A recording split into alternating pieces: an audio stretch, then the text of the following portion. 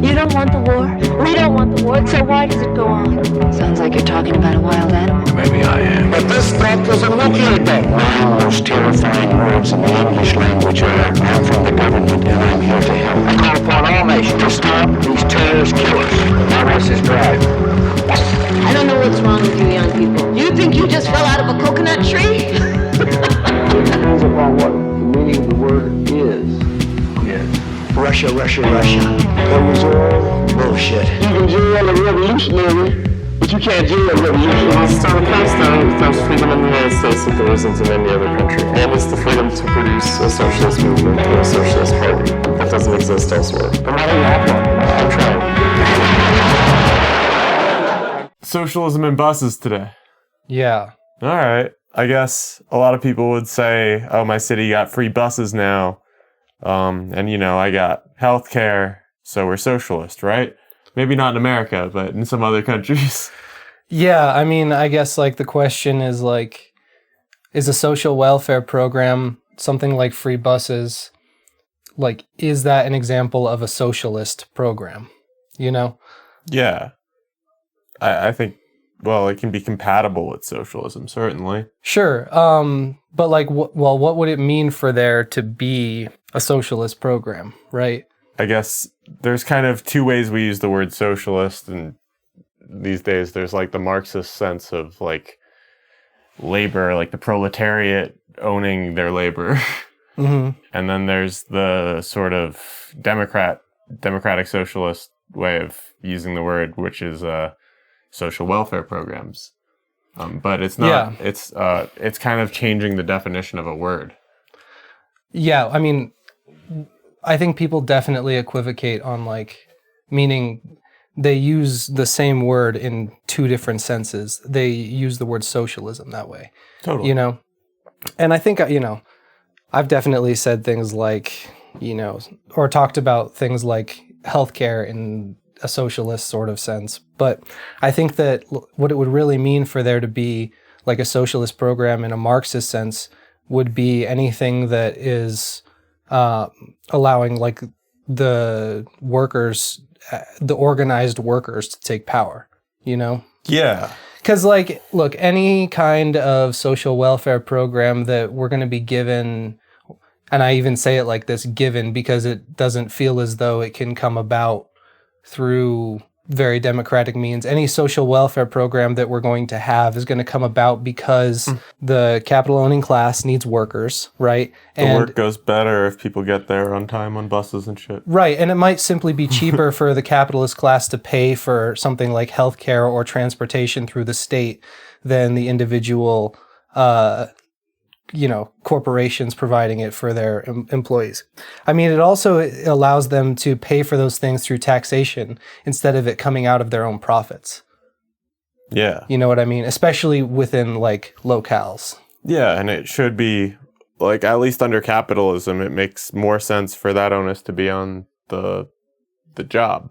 But then, I don't know, if jobs paid for your transportation, the problem still isn't solved. It's not just transportation, and it's not just getting to your job, and it's not even just getting the hours you want at your job or the things you want from your job. It's like your relationship to the work you do, right? But I mean, like, that affects all those things downstream, but that's kind of the root of the problem, is you don't own what you create. Yeah, I mean, that's just the nature of, like, the nature of, like, our labor relations, though, right? Is, like, if you don't own the factory, right, all you own is your labor power, which you can sell, right? Yeah. Like, I mean, I think that's what it really means. Like, look, the word proletariat comes from, like, the Roman term proletarii, right, which was actually a class of it was a class of citizen, really, right? And what it meant was, like, a citizen without property, you know? Now what it means is, like, the only, like, relevant property that you have in society that allows you to bring in or to accumulate, any sort of wealth is your labor power. Yeah, you are still proletariat if you own your house. Yeah, oh, definitely. Yeah. Yeah. Yeah. I mean, I think that's a lot of that, has to do with the way people want to frame things, because people are resistant to, a Marxist framework for a number of reasons, religious reasons or historical reasons. People immigrated to the United States to flee some sort of Marxist-Leninist regime or whatever, Yeah. all those kinds of, people have all sorts of reasons for wanting to reject the label, but they may fall under that classification, to someone who's thinking about working class politics. Yeah. Putting the failure of a communist nation on one German guy a century ago is, a technique that I think people used to belittle, I guess, socialism, or make it seem less Are we talking viable. about Big H or someone else? Big H? You said a German guy. Oh, I was saying Marx. Oh, yeah. Okay. Big H. Phew. Yeah, I mean, I think that there are a lot of people who blame like the disastrous politics of the 20th century on Hegel, who was also German. True. So Fair enough. Yeah. I think it's fair. Look, I was just saying that, people are resistant to that kind of framing because, I think one of the first things that people encounter when they look at like socialism, especially if they're in the United States and they might be like a religious person, one of the first things they see is like how oppressive former, like especially the USSR was to different religious entities, Totally.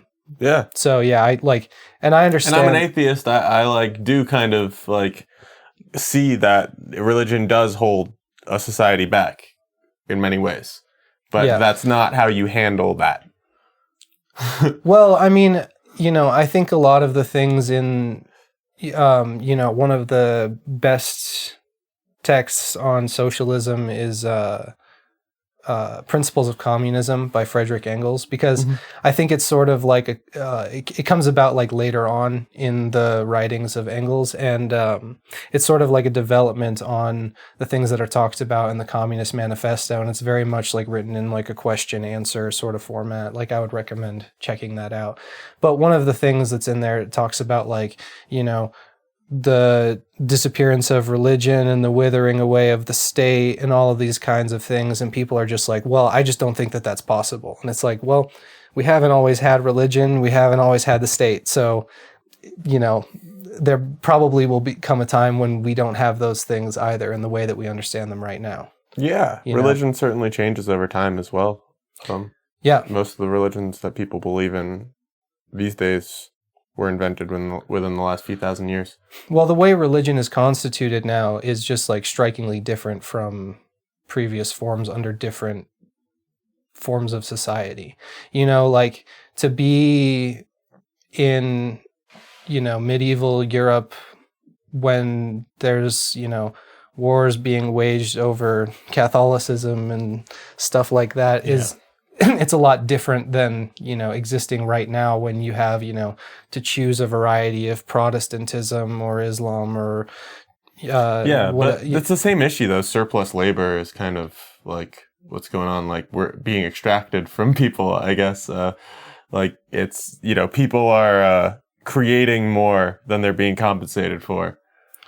I mean, the problem of exploitation goes back to agriculture and the formation of like towns, kind of, because people weren't sharing their surplus property equally at that point. Yeah.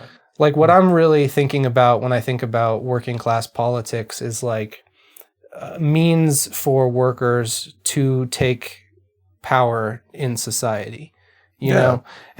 But why isn't that just a union? It can be something like a union, How come we haven't achieved that with our unions? Oh, I mean, it's a problem of like organization, and it's a problem of like oppression from like the capitalist class, Like I think one of the things, one of the real like stains of fascism having existed in the 20th century is that, we just live in police states now. Yeah, it doesn't that's matter. as much 9/11 as it is back then. It's been like a continuous project. Like every single little excuse they've had to create a larger police state they've taken. Yeah, I mean even Charlie Kirk. Looking at like the expansion of companies like Palantir selling data to municipalities and law enforcement so that they can, criminalize whatever behavior they may want. Like, yeah. I guess I'm just saying that, like, the humanity hasn't always had police states in the way that we do now, and it doesn't really matter if you live in the United States or if you live in China. You probably live, like, if you're listening to this, you probably live somewhere where the police and the state have like an extremely powerful amount of organization and like leverage in your community. Because I think like one of the big if you listen to, or if you read someone like, especially someone like Trotsky, he'll talk about fascism in the sense that it's like the suppression, that it's the state suppression of the organized workers, like, and that's like, that's like, his primary characterization of fascism is like that, and then the knob, if that's how you want to think about it, the knob has been getting turned up on that ever since, prior to World War II, honestly World War I. Mm-hmm. And before that, I mean, like, because you can track all of these, like, I guess people don't necessarily know about all of these incidents, but like, I think it's in the 1880s, you have the Haymarket Square incident, people are fighting for limited hours per week of work, which is the reason why we have the 5-day work week now, actually. Yeah. Someone throws a stick of dynamite. It kills cops. It kills protesters. It injures people. And then eventually a number of labor activists were executed. Mm-hmm. And people just attribute it to Henry Ford now. Right. That's true. Yeah, people do attribute it to Henry Ford, but there isn't really... The verdict's out on that, you know what I mean? Actually, I've been to Haymarket Square. Maybe we can get maybe you can show a picture of me in Haymarket Square.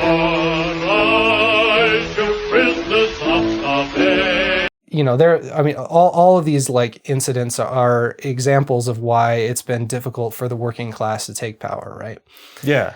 And then, in World War II, of course, the United States allies with the USSR against the fascists in Italy, Japan, and Germany. Mm-hmm. And they're defeated. And then 2 years later... Side note, when the US and the USSR were collaborating, just the world immediately, just like, it was like rainbows, it was like everything was great for just like 1 month. No, I'm kidding. I mean, yeah, there's a complicated history of the United States supporting and not supporting, Russia during the Civil War. They could have used some more guns, Yeah, definitely they could have used some more guns. Yeah, I mean, I guess what it boils down to is just like how does the worker's life change under socialism? Like, what? Like that's why someone would be so motivated to like, look beyond the social welfare programs as like our treats that we're getting and like fight for something more meaningful. Like, right? Unfortunately, like the prospects are rather like grim. Right now. Right now. Yeah. I mean, if we're looking at any kind of looking at reconstituting any kind of like worker movement, it's going to be like socialist worker movement. It's going to be 10 or tens of years probably before something like that gets off the ground. I mean, that's not a crazy long time though. Like we'll be old, but we'll be alive. We'll see it start if it's within that time frame. Yeah, I mean, but the thing is like, it's tough because I don't think that the workers that inherit, capital and capitalism to turn into socialism, communism, whatever you want to call it, like all of the problems that currently exist under capitalism will exist when the workers like take power, and they have to be the ones to resolve those issues. So it's really hard to be like super clear about, or hard for me to be super clear about, you know, what it would mean for like what exactly like the specific gains would be. But I think that some of the more obvious things are like, you know, especially in the core. Yeah, like for a warehouse worker, what's the change, I guess? Well, I mean, this is, yeah, especially for things like warehouse workers and like machine automated and assisted things, like we've become a lot more productive in those endeavors, and people people don't really have to work as many hours as they currently have to under the current, you know, domination of the accumulation of capital. Yeah, right. You're just kind of, you know, the conveyor belt goes all the way into the truck and you just simply stack things, or like, you know, things are organized in a way that it's humanity builds all these technologies to help us, you know. But essentially, you know, we would be able to take these technologies and these gains, and rather than use the gains toward the ends of the accumulation of capital, we can use it in the reduction of necessary labor time. Yeah. You know, that's like, I think that's like the, you know, and whatever you can envision you doing with your life under a world that has less necessary labor time, you know, that's what I think you should think of as like a later stage of socialism or communism or whatever. Yeah, it's not just how the work changes, but how your relationship to the work changes and how your free time changes. Right. Well, ultimately, like, you know, I think, I wish I could remember who originally said this, but Marx has been referred to as like the philosopher of the Second Enlightenment, you know? And kind of like with the First Enlightenment, we sort of get like bourgeois revolution, you know? And, you know, the Second Enlightenment might give us something else. Not that those ideas necessarily pave the way for like how we do things, but something along those lines, you know? Yeah. That was pretty vague. Yeah. So I guess we talked about buses, but it's like, this is like, but we talked about what I wanted to talk about. Yeah. No, totally. Yeah. I'm just saying, like, bringing it back into that, it's not just, these social welfare programs do help give you more time back, right? Like having better buses gives you more of your life back because you're not standing on the street for half an hour waiting for the bus when you can't afford a car, or working more to afford a car. Yeah, but maybe the public transportation only exists to allow you to work more. Yeah. That's not really like a positive, like a super positive progressive development for me, you know? Let's say that healthcare, free buses, and like a UBI, for example, are achieved. Yeah, universal basic income. Yeah, universal basic income, right? Where you take a check every month from the state. Let's say like those things are, let's say that comes into being, right? Under capitalism through like democratic electoral means, basically, right? Like a representative writes a bill, you know, and then it goes through, and let's say it happens that way. I mean, if it gets to the point where people have too many taxes to pay, and they can't like afford things, that's going to create like a political crisis, right?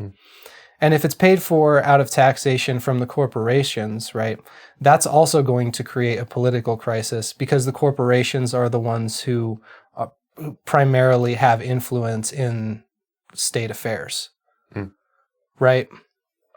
So if there's a crisis of production, a crisis of profit that the corporations have to endure, that, you know, I mean, one of the first things that's going to go are these things that people now depend on the state for, right? So, you know, I think that there is a lot to be wary of, you know, when it comes to having like full-throated support for state welfare programs. Yeah. You know, and historically that has been the position of socialists. You know, I believe both the communists and the socialists in the United States referred to FDR's New Deal as fascist. And then oddly, I think the communists flipped on that, and then they supported it, and the socialists continued they continued to not support it. Yeah. Yeah. But I think a lot of people would point to the New Deal as an example of the importance of social welfare programs. Well, I mean, I think, yeah, I mean, it could be that, the New Deal coincided with, a time of a capitalist boom, especially in the United States. And so, that lend, it's funny, that thing I just mentioned about like welfare being granted and then like rolled back. That's kind of what happened with the New Deal. I mean, it's kind of what we're experiencing with healthcare right now. Like how they're rolling back parts of the ACA. Yeah. Yeah. That's one of those bills that was kind of designed for parts of it to be able to be rolled back over time, I think. The Affordable Care Act? Yeah. I mean, I don't think that you're going to get it. If you have to get something like that passed in a bipartisan way, it's not going to be framed in such a way that it can't be rolled back. Again, like, I don't really think we're talking about like a successful path to socialism when we're talking about instituting things like universal health care, free buses, stuff like that. It may give people more, I mean, look, it just sort of depends, right? Like that could be something that's successful and really helps people like have the time, energy that they need in order to organize. That's totally possible, but it's not usually framed that way by the politicians that are presenting it. I don't know. What else were we talking about? I don't know. I wrote some shit down. Yeah, let's keep poking around. Yeah, I guess a worker with free healthcare can still be fired tomorrow for no real like concern other than we don't have hours for you. What do you mean by that? Like without our relationship to our labor changing, we don't have control over our. If you were fired under a socialist company, I guess. Okay. You would essentially your coworkers will have decided that you are not doing your job well. But if you're fired under current day companies, it could just be an email, mass layoff. It's a little more disconnected. Talking about like worker co-ops? Yeah. Okay. Yeah, I mean, if your workplace, I mean, Or are you not even really talking about worker co-ops? I am not. I mean, we're bringing it up now. Yeah. Because I guess I'm still thinking like within capitalism, and that's the issue. But I mean, look, there may be ways to tackle problems of capitalism, without necessarily organizing for like a socialist party. But that's kind of like the thing that I'm interested in. Yeah, no, I want to argue for a socialist party as well, but I guess I'm trying to figure out if even what we're talking about as our relationship to labor changing could exist under capitalism. If socialism can exist under capitalism. No. Really, look, the reason why we have all of these problems with like our labor relations under capitalism is because like we have these like moral ideals about like how we're supposed to exchange things, right? But the industrial like forces of production like kind of fuck up the social relations in such a way that like there are like huge forces that that affect the way that we do our labor and allow us to be like exploited at like very high rates. Yeah. So like, if you want to fix that problem, you kind of have to tackle the imperial capitalism problem. Yeah. And and like I had someone suggest to me that I start like a worker co-op in the industry that I work in. And I thought about it for a while and I was just like, even if I could raise the capital to start something like that, I would be competing with industries that exploit labor at much higher rates. You know what I mean? So I'd be providing essentially like some sort of like vanity service or, for people. Yeah. Organic food. Yeah. Something along those lines. Yeah. Yeah. And like, that is like a better mode of existence for, workers and stuff. But I think the problem is a lot bigger than that. And that doesn't do much to address like the people who are being exploited under that means. Yeah. Yeah, I mean, talking about like why it's difficult to organize workers, like a lot of it is because of state suppression, like if you're trying to picket and the cops show up and break up the picket line so that the scabs can come in and work, like there's not much you can do about that, as like a normal everyday worker.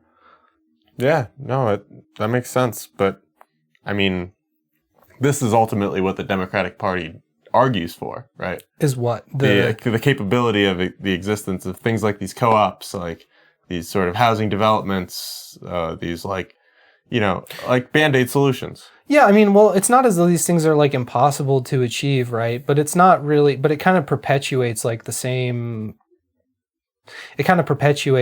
problem, Yeah. And I kind of want the political discussion to be able to move past that, but it's pretty hard to talk to people about things that might not happen until decades down the road. Yeah. We talked about union contracts as existing inside capitalism and I don't know. Yeah, but that doesn't mean you're anti-union necessarily, because we are under capitalism. Yeah, I mean, it's like a great means of workers. It's a great means of workers like practicing to take power for themselves on like some small level, Yeah. I think that there are serious limits to union organizing, especially in the United States. Oh, thanks. Sorry. That's what. I think there are serious limits to union organizing in the United States because of like a number of things. Like, it's not really practical for a lot of different jobs to like unionize, like. Yeah. I only one of the jobs I've ever had has been unionized, really. Yeah, same. That's crazy, because like it used to be like 1 in 3 back in the day. Right, and now it's like 1 in 10. Yeah. Yeah. I've worked about 10 jobs, so that makes about sense. Yeah. I've probably worked a bit more than 10 jobs. Maybe once I hit 20, I'll get my second union job. There you go. Yeah. But yeah, I mean, it's not always practical for people to organize. And like, for example, with Amazon, with recent Amazon organizing, they employed union busting tactics against, Chris Smalls and his organization too. Yeah, I remember when that was really happening a lot with Starbucks. Right. Yeah. A lot of, it's a lot of, and that's a more recent example of like government well, not really government, that's corporate, but through government means suppression of worker organization. But if you like wind back the clock a little bit to a couple years after the end of World War II, Taft-Hartley comes about, and essentially it prohibits striking like on behalf of workers in another industry. Yeah. So you can't coordinate strikes between large unions. Taft-Hartley is a serious problem. It also prohibits leadership of worker unions by communists, which is interesting. It's definitely like smells of Red Scare kind of stuff. You know what I mean? Yeah, I mean, the Red Scare kind of feels like it never really ended, right? Like, what, did it end before or after the Cold War? And when did the Cold War end? Taft-Hartley is still in place, but it is also true that Taft-Hartley has been kind of like ignored. Like, I think there's even like a Joe Biden quote about him like not giving a crap about Taft-Hartley or something.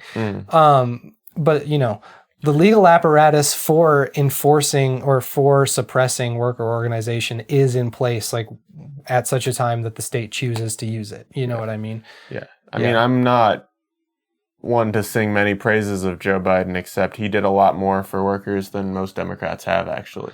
Well, I mean, what about him shutting down the railway strikes? Yeah, it's fair. I mean, yeah, like I think there's...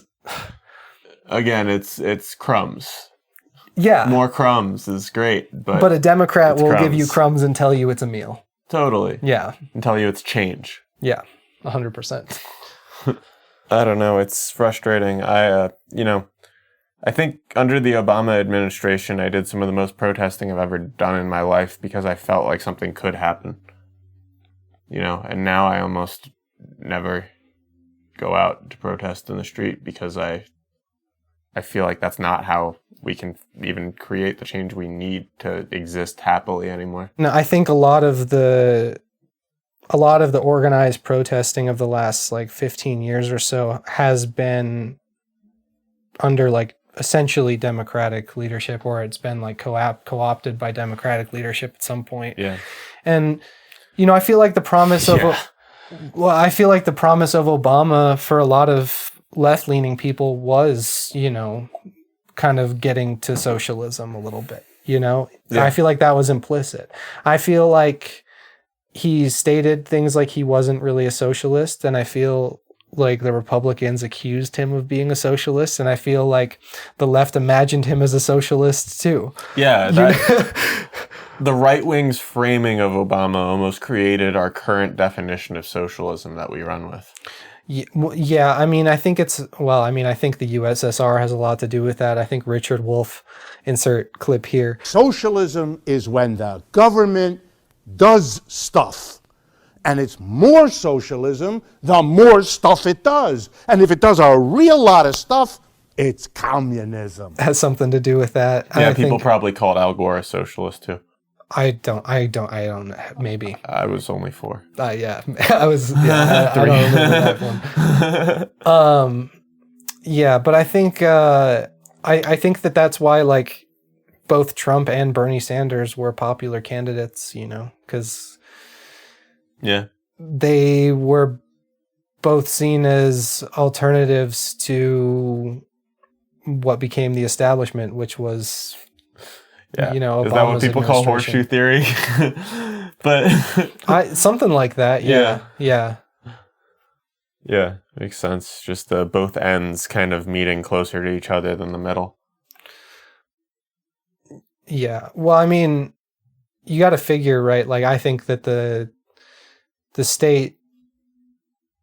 I don't mean on the laws they want to pass. I mean on the ways in which they came into politics and tried to shake things up as they would have liked to present themselves. Well, I think that, Bernie Sanders actually did call himself a socialist, which was like a breath of fresh air in 2016. But he's But at the same time, the socialism he argued for was not what we're arguing for. We're just not talking about the same thing. Yeah. I mean, us and Bernie Sanders are not really talking about the same thing, Which is why it's a little frustrating for him to have used the term, even though back then it was probably my first time being able to have discussions about socialism with other people and not being labeled.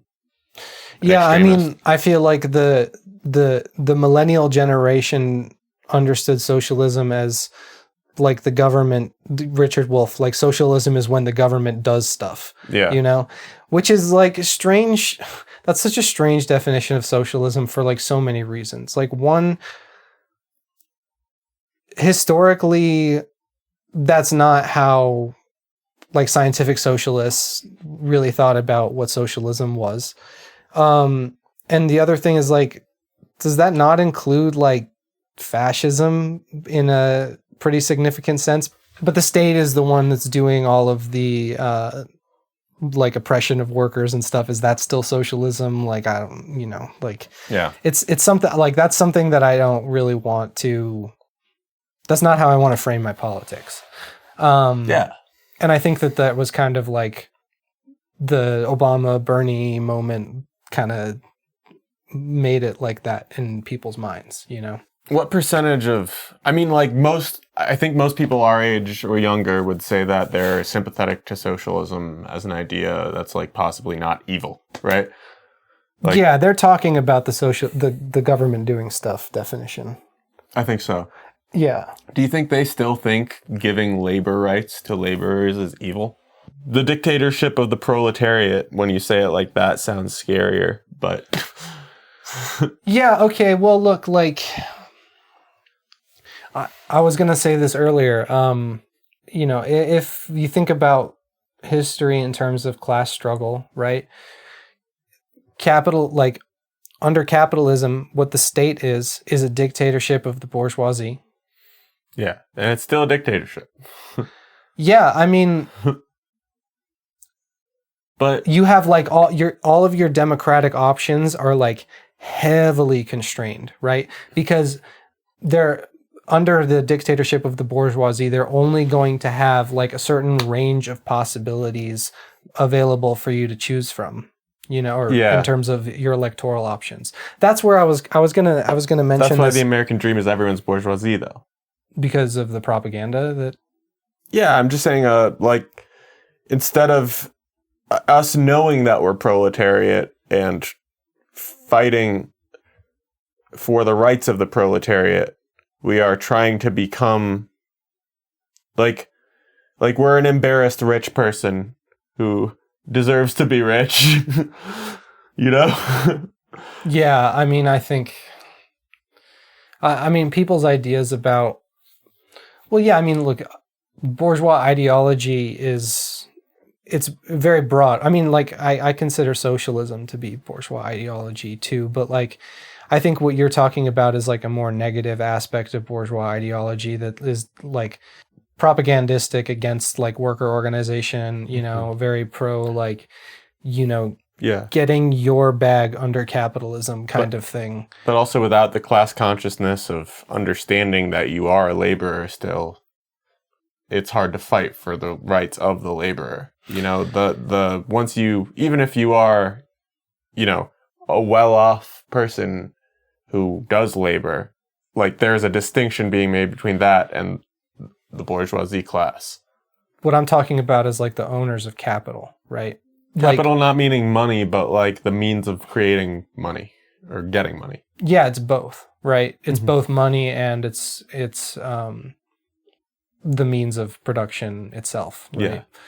Yeah. But yeah, like what I wanted to say about the dictatorship thing is like, well, and kind of what I wanted to say about the horseshoe theory thing as well is like, yeah, look, under this sort of dictatorship, there's like a certain like range of things that the ruling class is going to permit to be, you know, allowed to be democratically chosen, you know? And so the like, we don't really have that much agency under our democracies because of like that limitation. You know what I mean? And really like the dictatorship of the proletariat is like a transfer in ownership of the state from the ruling class that is the bourgeoisie to a new ruling class that is the proletariat, right? And over time, you know, the need for the state goes away, right? The police that are employed by the state, the necessity for them goes away, and instead workers hire from their own ranks people who can protect their communities. Yeah. You know what I mean? There has to be, you know, in my view, there has to be an eventual like dissolution of the state, but not for a long time. I don't think that's possible. But yeah, like sorry, I keep getting distracted from my point, which is just that like someone has to control the state until we don't need a state. And I would much rather it be the workers.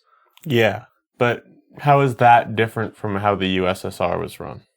Well, I mean, I think the USSR was a worker state for some time, and eventually, you know, it hit some kind of bureaucracy, a revisionist period. Yeah, you know, basically they traded their idea of international proletarian socialism for one of a nationalist state socialism. Yeah, which is, you know, a relative of fascism, frankly. So I think that, you know, that transition probably started happening in the mid-20s, but when you say a relative of fascism, are you using that definition of fascism you had earlier? I mean, I'm thinking about fascism as like sort of like a nationalist socialist project that suppresses. Yeah, I mean, if you think Nazis are fascist, then you think nationalized socialism has to be fascism, right? Well, I mean, but they weren't. Yeah, but even their idea at its core was fascist before they went and did all that. I mean, I'm not like an expert on. I'm certainly not like an expert on fascism, and when I talk to people about fascism and the way that I think about it, it just makes them angry. So, I mean, for the sake of simplicity, I can just say that it's like National Socialism. Yeah. Yeah. Which is what they also called it, you know? Yeah. Yeah. I mean, labels aren't always... You can't always judge a book by its cover. Yeah, I mean, like, the character of...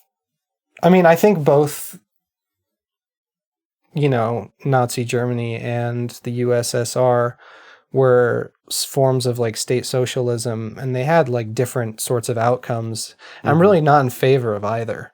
Yeah. You know? That's kind of where that breaks down for me. And, like, you know, like I say, it's the liquidation of the dream of international proletarian socialism that comes about under, you know, Stalin. Mm-hmm. You know, not to put any disrespect on Stalin, although I probably have some disrespect for Stalin. Yeah. Point is that when you get rid of the peace and the land, all you're left with is the bread, and people don't really line up for that for too long. I mean... The fate of the Russian Revolution is a rather tragic one, you know, because, like, ultimately, I think they were kind of on the right track, but, like, no one else in the world was ready to cooperate. Yeah, if they tried again, maybe, I don't know, if China was like how they are now back then, would it have worked? You know, if China was at least surface level claiming to be socialist. Like in the communist. Like in the 1910s? Yeah. Well, no, because China didn't have the same kind of productive capacity that it does now, the way you're probably thinking about it. It's true, because most other places developed their infrastructure around war, but that's not really true of China. No, not really. Yeah. Yeah, not really. Yeah. Maybe we'll talk about that one more later. Yeah. We've awakened the cat. Awakened the cat. Awokened. Awokened. That's most of what we had on here. Cool. I don't know. The worker riding a free bus to a job where they have no power is better off than in current society, but not exactly like what we're shooting for. They're not economically free still. Yeah, I mean, the worker can then only get from their house to their job, and then they can take the bus wherever they can go, but they don't have the freedom to go really anywhere the way that, you know, a worker with a car does. You know, like, I don't know, have you ever in your life been stuck without a car? I grew up in New York. Right. But, like, okay, that's a little bit different because they have, like, a really, you know, close urban structure with a lot better, you know, trains. They got trains in New York. It's built around them.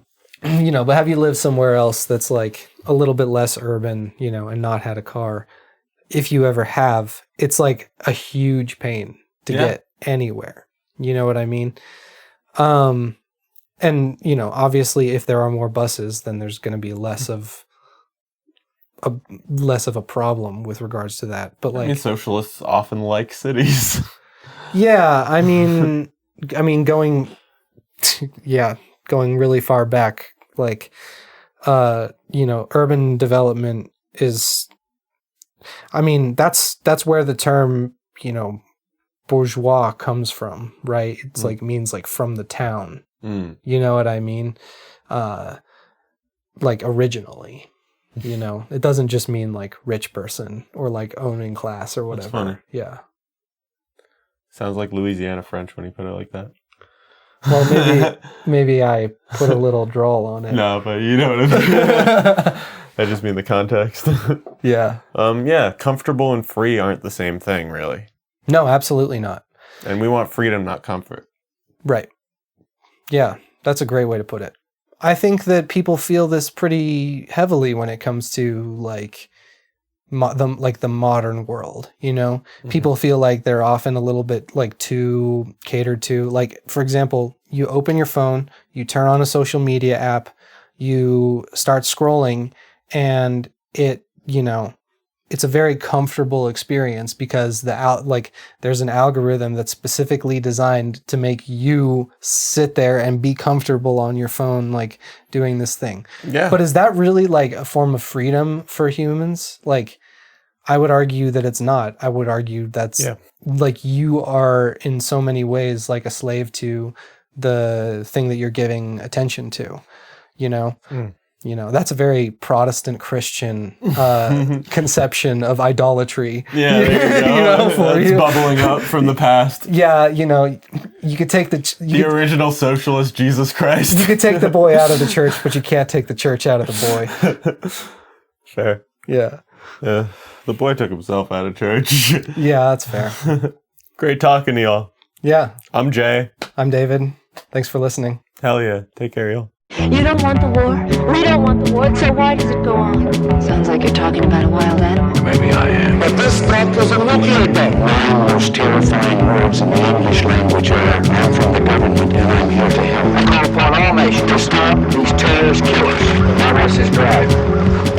I don't know what's wrong with you young people. You think you just fell out of a coconut tree? It depends upon what the meaning of the word is. Russia, Russia, Russia. That was all bullshit. You can jail a revolutionary, but you can't jail a revolutionary. Well, it's still passed down. There's freedom in the United States that there isn't in any other country. And it's the freedom to produce a socialist movement or a socialist party that doesn't exist elsewhere. And why do you have to